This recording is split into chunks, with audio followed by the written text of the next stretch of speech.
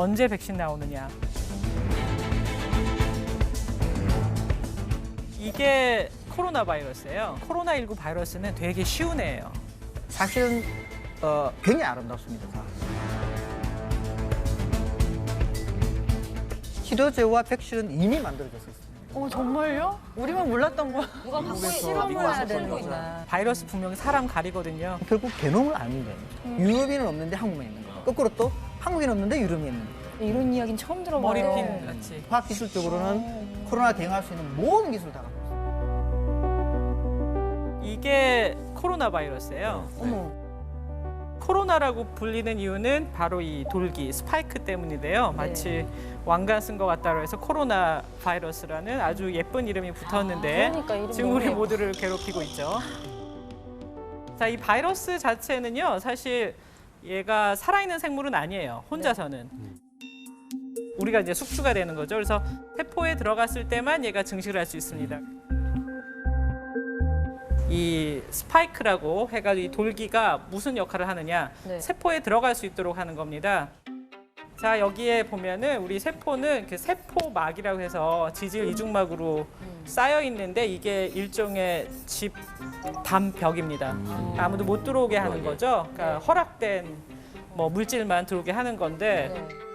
그래서 이 바이러스는 사실 너무 커서요. 이 세포막을 그냥 뚫고 갈 수는 없어요. 네. 어떻게 들어가냐면 우리 세포 표면에 여러 막 단백질들이 있는데 그중에 이 ACE2라는 단백질이 표면에 있는 세포에 네.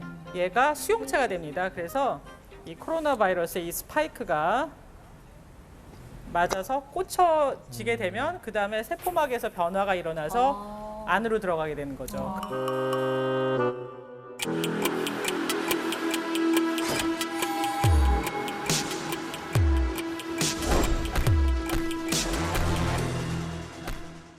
얘가 자체로는 너무너무 약한 바이러스인 것 같아요. 그래서 처음에 이 바이러스가 그 박쥐에서 발견됐었는데 네. 박쥐에서 발견됐었을 때 얘가 너무 병원성이 적어서 그 무시했었어요.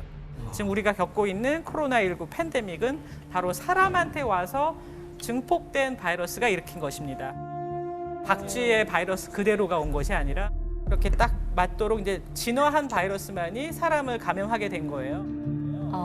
그럼 이게 진화의 방향성이 있느냐? 그렇지 않고요. 그냥 그야말로 무작인데 네. 그 중에서 수없이 많은 변화를 거쳐서 사람한테 감염될 수 있도록 된 놈이 사람 안에서 막 증식을 한 거죠. 그러니까 사람이 전파한 바이러스라고 봐야지 괜히 박쥐 탓을 하거나 천신갑 탓을 하거나 하는 것은 좀 과학적이지는 않습니다.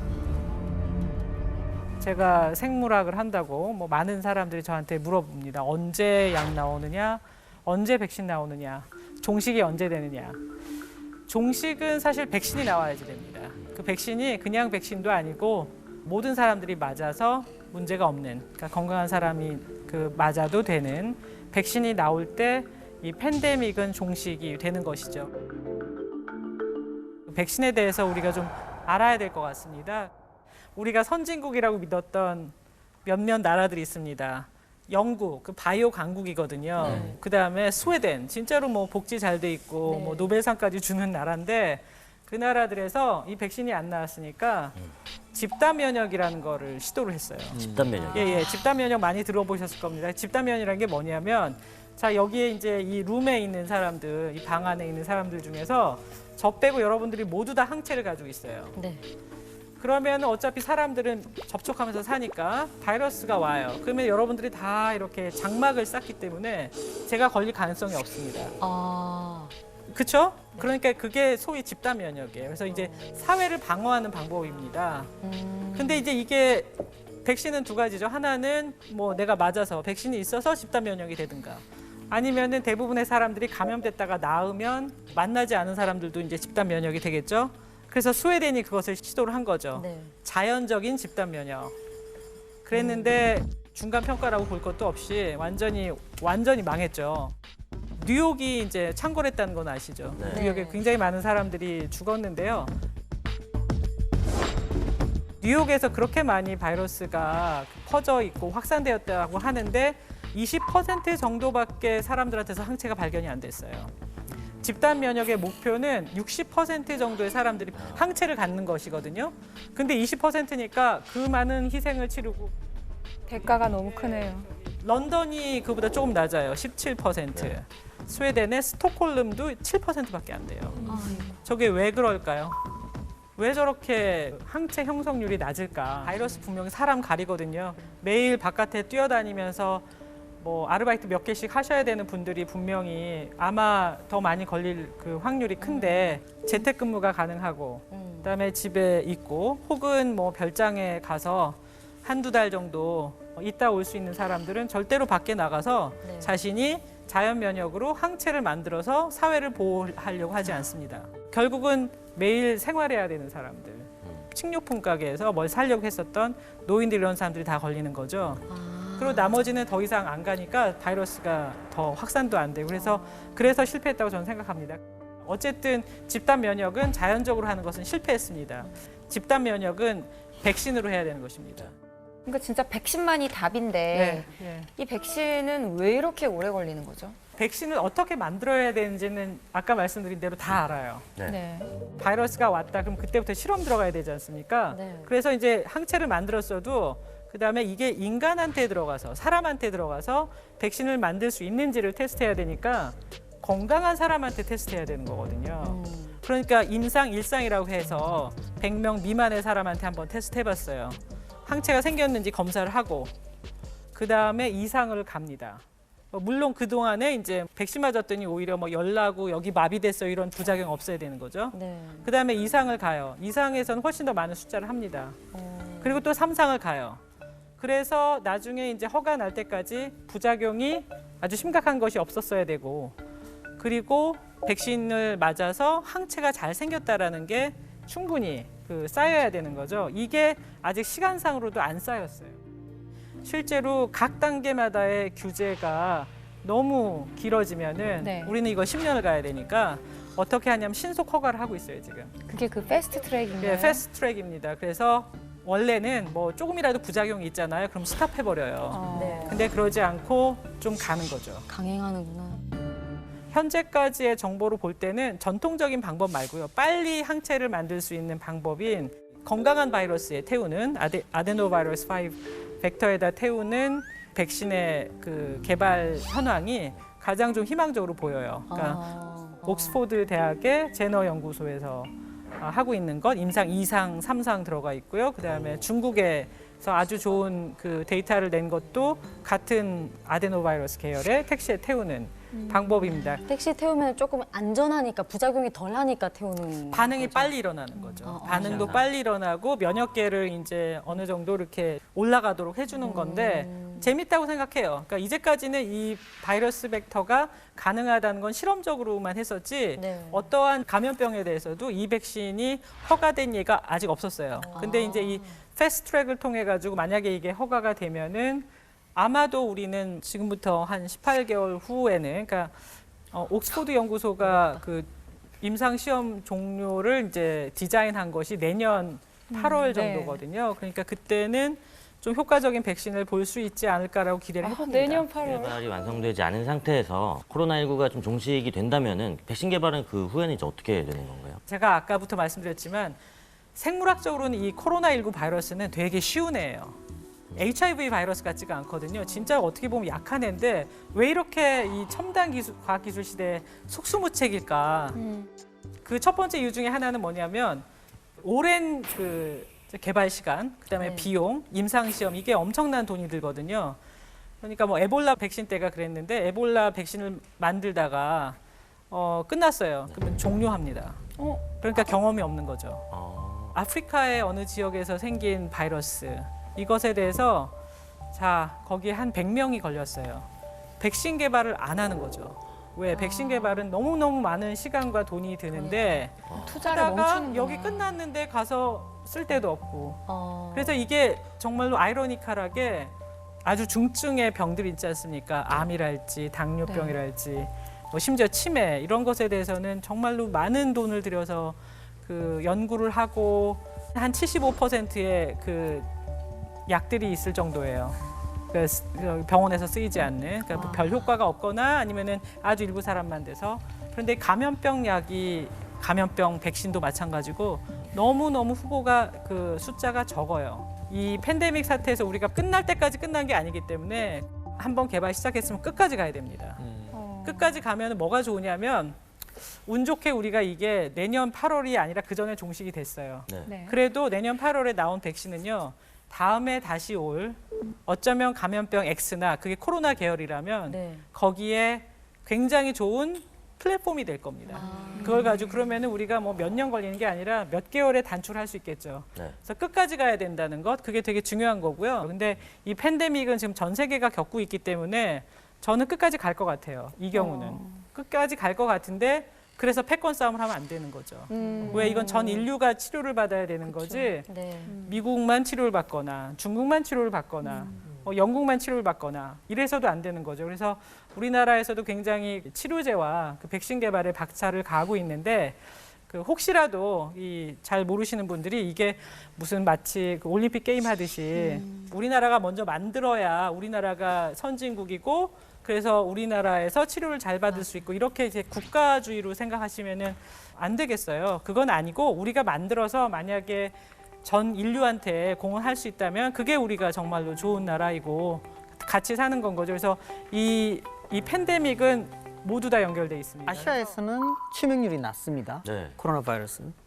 그 이유는 굉장히 다양합니다. 뭐 마스크, 네. 뭐 손 씻기, 뭐 문화적인 차이, 그다음에 제가 보기에는 기본적으로 국가 정책입니다. 근데 가장 근본적으로 우리 인간으로서 생명체로서 핵심은 어쨌거나 개놈입니다. 그러면 아시아 사람이 조금이라도 치사율이 낮은 이유가 혹시 유전자 차이가 처음부터 그랬은 게 아닌가 유전자 해서 차이가. 당연히 이제 의심을 하게 되겠죠. 네. 그래서 이제 조사를 합니다. 실제로 이제 논문들이 나오고 있습니다. 그래서 최근 이제 스페인하고 이탈리아에서 나왔는데 차이가 있다. 네. 이제 죽은 사람 안 죽은 사람 중증, 경증 이런 거 보니까 유전적인 차이가 있다가 나오고 어떤 단백질 특별한 단백질의 경우에서는 동양인과 유럽인이 차이가 나는 게 그 유전자의 변이에 의해서 기인한다라는 게 나오고 이제 그래서 저희들도 한국인 게놈 2,000명하고 그 전장 게놈 2,000명을 싹 다 해독을 했습니다. 그래서 2,000명하고 유럽에 있는 뭐 몇만 개, 뭐 아메리카에 있는 몇만 개 했고 총 한 22만 개 정도의 게놈을 다 끌어모았습니다. 전 세계에. 네. 그러면 각 나라별로 얼마나 많은 사람이 죽었냐는 정보가 있고 네. 그다음에 20만 개에 해당되는 각 게놈의 유전자 변이가 다 있으면 이걸 컴퓨터로 이렇게 돌리면 이 상관성이 나옵니다. 네. 네. 그럼 이제 유전적인 상관성이 있으면 많이 죽는 사람 나라 적게 죽는 나라와 그 유전적인 차이가 어떻게 보면 컴퓨터가 잡아낼 수가 있는데 네. 그럼 요걸 자세히 분석을 하니까 실제로 이 유전자 타입이 치명률에 연관성이 있다고 나오는 거죠. 이제 이걸 하려니까 당연히 몇천 명의 한국인의 게놈이 네. 있어야 되고 또 뭐 몇십만 명의 전 세계 그 게놈이 있어야 되는 거죠. 가장 잘 정의할 수 있는 정보가 뭐냐라고 하면 주민등록도 있고 뭐 얼굴도 있고 다양하지만 여러분의 정체성은 게놈에 의해서 결정됩니다. 게놈. 그래서 게놈은 우리 몸에 갖고 있는 모든 유전자의 총합이고요. 모든 유전자, 단백질, RNA 같은 이런 것들의 그 정보를 한마디로 말을 하면 유전체 혹은 게놈이라고 그래요. 간단히 말씀드리면 저기 이제 유전자 여기 보면 이제 ATG 나와 있는데 사람마다 이게 차이가 있거든요. 네. 그러면 이제 한국 사람은 어떤 유전자, 단백질에 예를 들자면 뭐 A라는 타입이 있는데 유럽인은 T라는 타입이 있습니다. 저 단백질은 아까도 말씀드렸지만 유전자에서 단백질이 만들어지기 때문에 유전하고 단백질은 거의 전부는 똑같다고 보시면 됩니다. 그러면 빨간 점들이 있는데 그 빨간 점들이 한국인한테만 있는 변이. 아, 그래요? 그러니까 예를 들자면 유럽인은 없는데 한국만 있는 거. 거꾸로 또 한국인 없는데 유럽인 있는 거. 네. 이런 것들입니다. 저 차이가 단백질의 기능이 이제 코로나 바이러스 들어왔을 때 작용이 다른 겁니다. 한국 사람은 유럽인보다 약간 유전적으로 저항성이 많은 것 같다. 아, 그래요? 저기 보시면 저기 조그만 차이, 네. 단백질에 저 차이를 이제 이렇게 3차원 단백질 구조가 약간 다른 거죠. 그러면 이제 기능이 다른 겁니다. 그래서 저희들이 추측하는 거는 코로나 바이러스 들어와서 이게 이제 사람이 저 수용체를 잡으려고 합니다. 이게 잡으려고 하는데 그 잡으려고 할 때 유럽인과 한국인의 요 구조상에 약간의 차이가 있으면서 덜 잡히는 겁니다. 살짝 덜 잡히니까 감염률이 떨어지는 거죠. 그래서 사스2, 코로나2의 케이스는 옛날에 사스1일 때보다 이 접촉력이 20배가 높습니다. 이게 이제 천상갑하고 박쥐에서 온 게 유전자 게놈이 제조바 이러면서 게놈이 바뀐 거죠. 이 바이러스 게놈이 바뀌면서 이게 접촉력이 20배나 올라가고 잘 붙는 거죠. 살짝살짝 잘 붙는데 한국 사람일 경우는 조금 덜 붙을 수도 있는 거죠. 예를 들자면 유럽 우리들의 연구의 결과에 의하면 자 이렇다 기본적으로 코로나 바이러스와 뭐 전염률, 치사율, 그다음에 우리 건강 이걸 같이 보려면 바이러스 게놈과 사람 게놈을 항상 같이 봐야 되는 거예요. 제가 들었을 때도 독일은 또 유럽 내에서 조금 그래도 그 치명률 좀 낮은 편에 속하는데 그러면 독일 사람들의 게놈도 그런 유전적 변이를 가지고 있다는 그런 말씀이시죠? 네. 독일 사람은 영국 사람이나 벨기에 사람하고 비슷비슷합니다. 제가 보기에 독일이 성공한 이유는 국가 정책을 잘했고 총리부터 해서 방역을 잘한 겁니다. 처리를 잘한 거죠. 그러니까 어떤 그 국가의 어떤 방역 시스템이나 의료 시스템이 뛰어났기 때문에 그래 된 것 같고요. 그런데 재밌게도 핀란드 사람은 중국이나 한국 사람하고 오히려 더 비슷합니다. 아 그래요? 그러니까 우리가 연구한 그 유전자에 재밌게도 핀란드 치사율이 낮습니다. 핀란드도 같은 유럽 사람인데도 핀란드 사람만 유독 팍 이렇게 튑니다. 원래 핀란드가 한국하고 같은 계열이지 않습니까? 그래서 뭐 유전적인 연관성이 있을 수도 있습니다. 맞아요. 어족도 똑같잖아요. 여수이 그렇죠. 같습니다. 네. 그러니까 이제 이게 이런 것들이 보면 굉장히 재밌는 거죠. 유전자와 문화, 어떤 언어 이런 게 연관되어 있는 거죠. 근데 이게 약간 좀 잘못 생각하면 안 되는 게 어떤 국적의 개념도 아니고 전혀 안 돼요. 우리가 흔히 말하는 어떤 사회 문화적인 민족의 개념도 아니고 유전적으로 비슷한 형질을 가진 인족이 맞습니다. 그렇다는 거죠. 예, 정확합니다. 그래서 그럼 이제 왜 그러면 이렇게 차이가 날까? 네. 동양인 한국 사람과 유럽의 차이가 날까? 핀란드하고 차이가 날까 했을 때 이제 추측은 어떤 거냐면 이미 코로나 바이러스 같은 게 한국에는 수천 년, 수만 년 전에 지나갔을 수도 있는 거예요. 유럽에는 그게 없었을 수도 있는데 이건 마치 이제 옛날 유럽인이 아메리카 인디언 갔을 때 바이러스로 수많은 사람이 죽어나갔던 이유하고 똑같은 그런 거죠. 그러니까 동양인은 이미 자연 선택적으로 이걸 겪다 보니 이게 아마 면역이 어느 정도는 유전자 레벨에서 이미 이런 이제 논문도 이제 있습니다. 그다음에 그 남자하고 여자도 보면 사실 이제 남자애들이 같이 계신데 게놈적으로 보면 엄밀하게 말하면 종이 다른 동물입니다. 게놈이 다르니까 그죠. 그래서 어떻게 보면 여기 계신 저 독일분하고 이 한국 남자분이 어떻게 보면 옆에 저 한국 여자분보다 이 두 남자가 오히려 더 게놈적으로는 가깝습니다. 게놈이 다르니까요. 아예 와 염색체 하나가 완전히 달라요. 남자가 치명률이 조금 더 높았다라는 결과가 나왔잖아요. 데이터베이스가 나왔잖아요. 그러면은 혹시 게놈이라는 상관도 있는 건가요? 당연하죠. 결국은 어쨌거나 궁극적으로는 이 유전자의 문제입니다. 우리는 유전자로 만들어진 생물체이기 때문에 아까 그 세포 그게 이제 보면 ACE2가 발현하는 게 보면 고환에 많이 발현이 되기 때문에 이미 남자는 뭔가 바이러스가 들어오면 이 접촉할 그 확률이 높아지는 거죠. 그러니까 기본적으로 노인이 더 잘 걸리는 이유도 어떻게 보면은 궁극적으로는 게놈 차이인 겁니다. 예를 들면 10살이었을 때, 20살일 때, 60살일 때 사실은 게놈이 다릅니다. 변합니다, 게놈. 아 변해요, 개놈이. 완전 다른 몸이 된다는 얘기 들었는데 다릅니다. 이게 두 가지가 다른데 하나는 방사능을 쬐면 유전자가 바뀌듯이 실제로 돌연변이 일어나서 다를 수도 있는데 그건 굉장히 작고요. 그게 많이 변해버리면 암이 되니까 이제 죽는 거죠. 그래서 굉장히 작고 나이가 들면서 이 후천적으로 환경에 적응한 일종의 녹슬듯이 딱지가 붙습니다. 그러면 젊은 사람과 나이 든 사람은 후천적으로 사실은 이게 다른 게놈들을 갖고 있습니다. 그러니 노인들이 면역이라든가 어떤 여러 가지 그 대사 반응 이런 것들이 다르니까 바이러스 게놈에 훨씬 더 취약할 수 있는 특성을 갖고 있는 거죠. 마찬가지로 바이러스도 코로나 바이러스도 가장 잘 알 수 있는 방법은 결국 게놈을 알면 됩니다. 그래서 코로나 바이러스가 뭐냐, 뭐 어떻게 하느냐, 다양한 뭐 어떤 사람한테 잘 감염이 되느냐 안 되느냐, 전파력이 높냐 안 낮냐, 이 모든 거의 기본적 정보는 게놈 있고. 그러면 코로나19도 요 안에 있는 요 RNA까지 다 지금 밝혀져 있는 상황인가요? 완전히 밝혀져. 게놈 분석이 다 끝났나요? 예.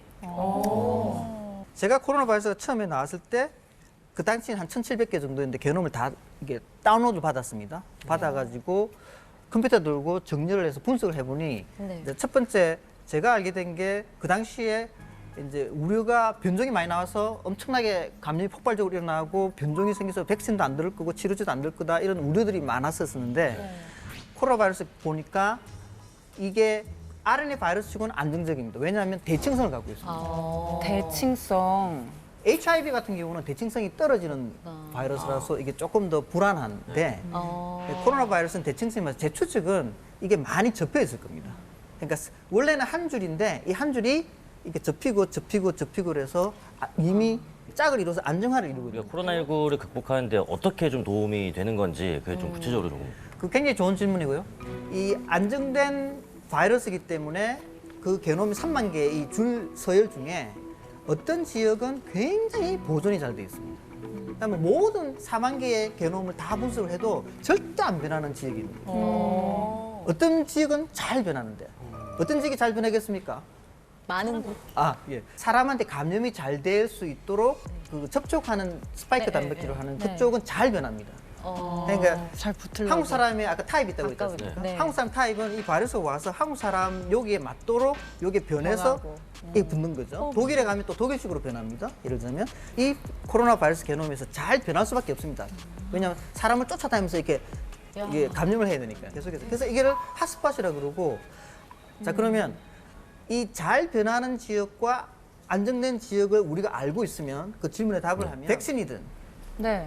그 치료제든 만들 때 컴퓨터를 가지고 예측을 하는 거죠. 제가 모든 코로나 바이러스에 다 그 적용이 되는 백신을 만들고 싶으면 가장 보존이 잘 돼 있는 절대 안 변하는 지역을 하면 거기를 공략하는 거구나. 맞습니다. 공통점을.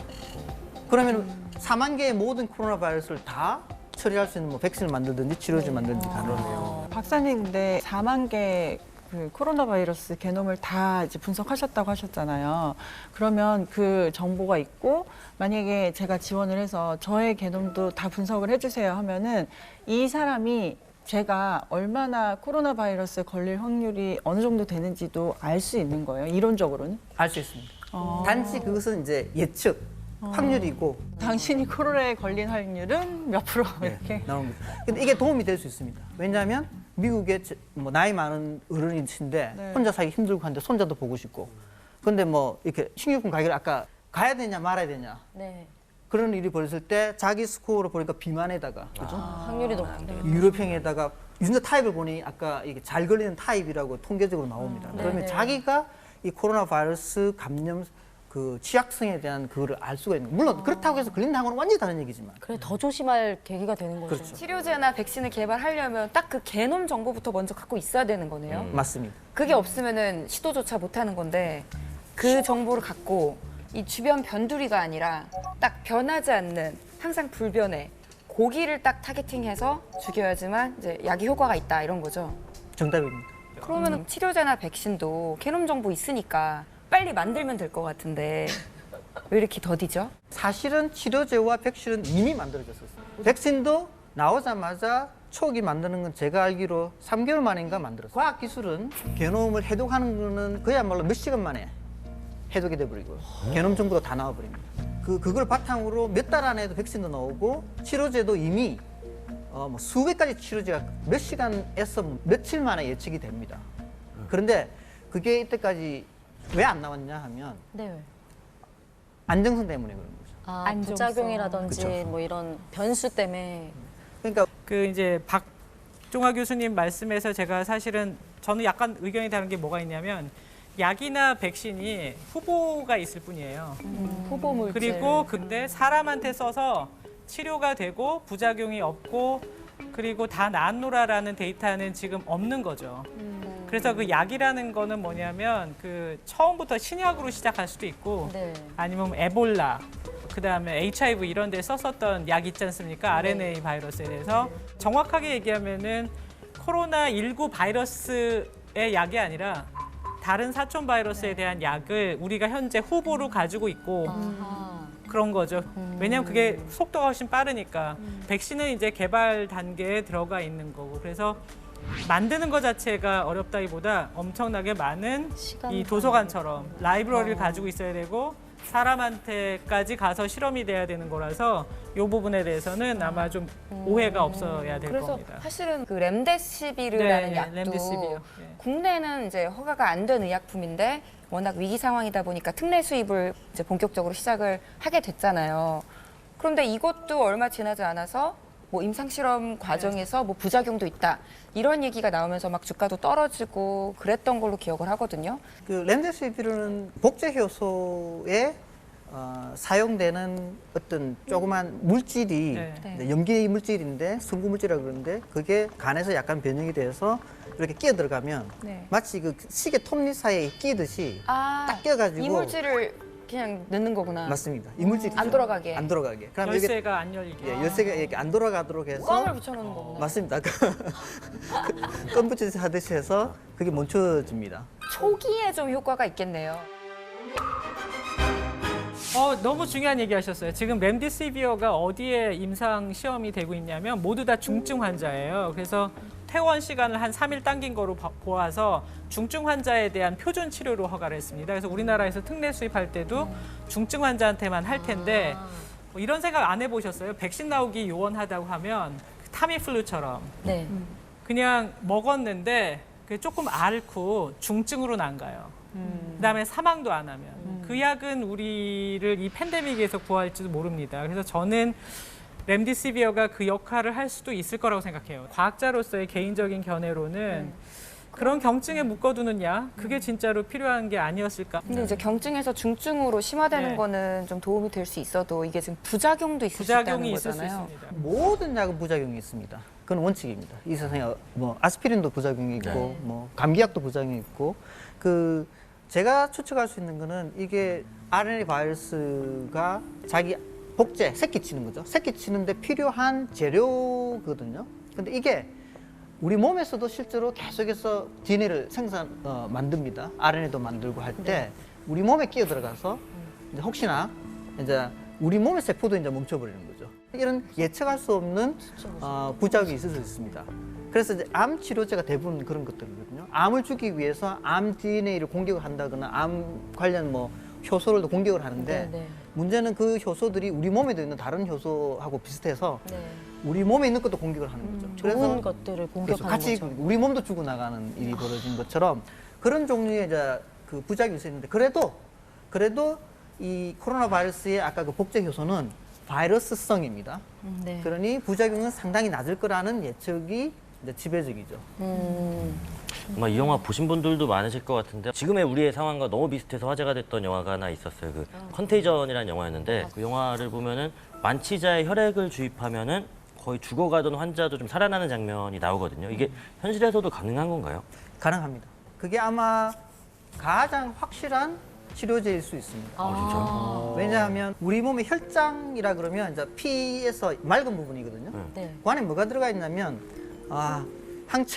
영어로 엔티바디, 항체가 들어가 있습니다. 네네. 근데 이 항체들이 하는 게 뭐냐면 박테리아나 바이러스나 아니면 곰팡이 이런 것들이 외부의 물질이 침입하면 우리 몸에서 면역 반응을 일으켜서 일종의 그 무기를 만듭니다. 그 무기를 만들어 가지고 그 딱 이제 이 외부에서 들어온 물질에 맞춰 가지고 이 총 쏘듯이 들러붙게 이렇게 거의 뭐 이렇게 총 쏘는 거 비슷한 총알 같은 겁니다. 가라고. 예. 그래서 달라붙어서 그걸 다가 죽이는 겁니다. 그런데 우리 혈장에는 그런 항체들이 다양하게 많이 들어와 있습니다. 그런데 코로나 바이러스 걸린 분은 당연히 코로나 바이러스 관련되는 항체가 이미 만들어져서 이 코로나 바이러스를 이제 다 처치한 거죠. 그러니까 그분이 갖고 있는 혈장의 항체를 뽑아서 아픈 사람한테 넣으면 당연히 그대로 이제 코로나 바이러스 공격하게 되는 거죠. 뭐 제일 확실한 방법이죠. 그러면 치료제네. 지금 우리나라에 완치된 분들이 꽤 있으시잖아요. 그럼 그분들한테 헌혈을 해서 혈액을 좀 받아서 좀 코로나 바이러스 걸리신 분들한테 좀 사용을 하면 안 되는 건가요? 이상적으로는 너무나 좋은 치료법이고 서로 도우는 그런 것입니다. 맞습니다. 근데 이상적으로는 되는데 지금 못 하고 있어요?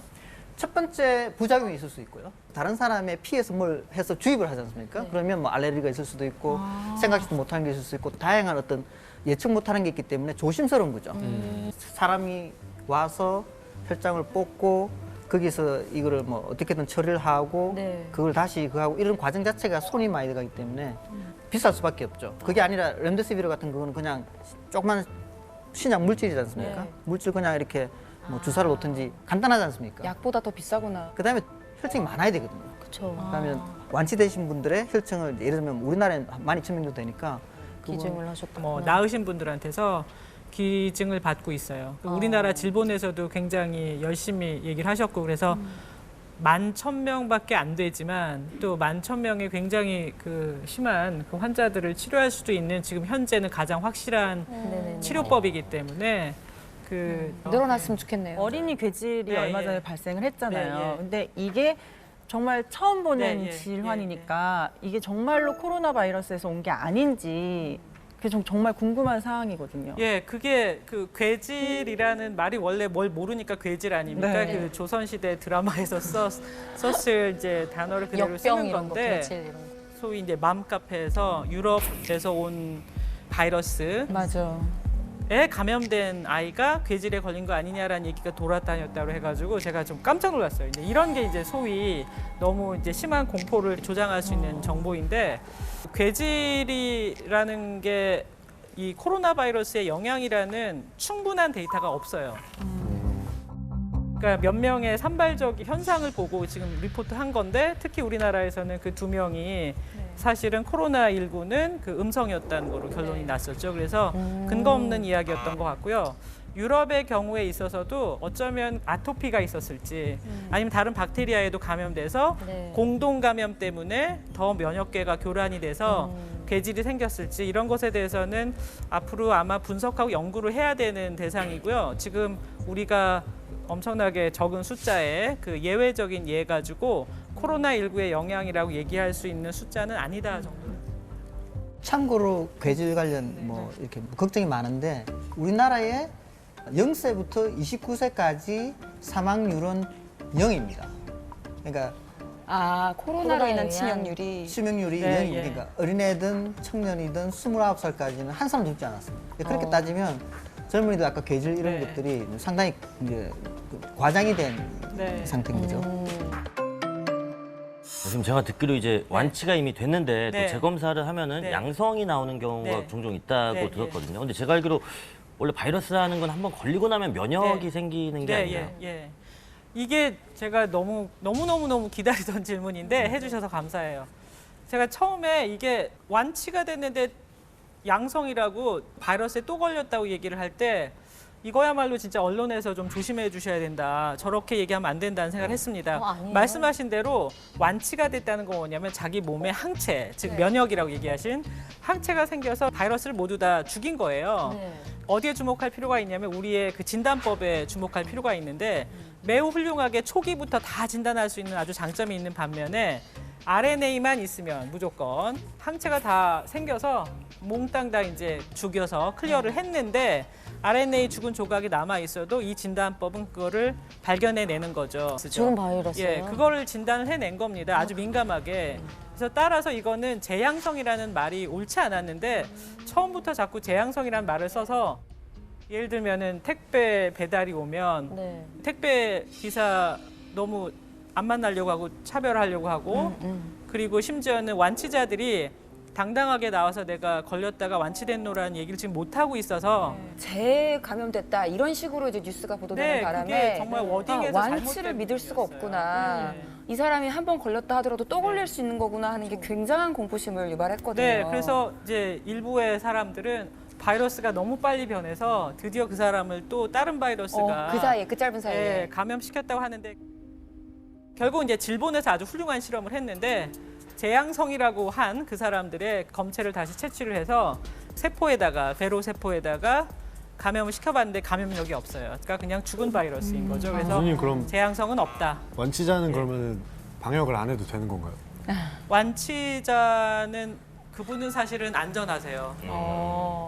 진짜 이게 계속 시간이 지날수록 우리가 아는 게 계속 바뀌는 것 같아요. 맞아요. 네. 처음 경험하는 이게 거다 보니까 데이터 쌓이는 겁니다. 그래서 지식은 공유해야 되고 그래서 잘못된 거는 바로 걷어내고 잡아야죠. 그런 지식이 축적이 되면서 이 재난을 현명하게 극복할 수 있을지도 모릅니다. 아마 맞아요. 그래서 제가 데이터가 중요하다고 얘기를 하게 된 것입니다.